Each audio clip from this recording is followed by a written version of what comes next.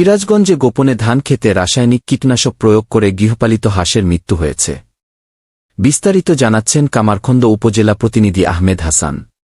সিরাজগঞ্জের শিয়ালকোল ইউনিয়নের উত্তর সারটিয়া গ্রামের আছিয়া হাফেজ নামের একজন মহিলা গোপনে তার নিজের ধান খেতে রাসায়নিক কীটনাশক প্রয়োগ করে গৃহপালিত প্রাণী হাঁস মেরেছেন এমন অভিযোগ পাওয়া গেছে।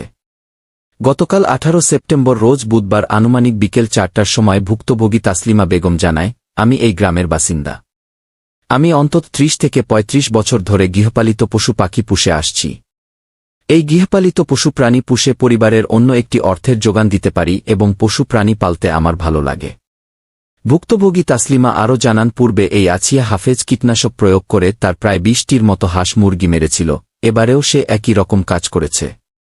সে গ্রামের প্রভাবশালী হওয়ায় তার উপর দিয়ে কেউ কথা বলতে পারে না, এর জন্য তিনি আগেও কোনো সুরাহা পাননি।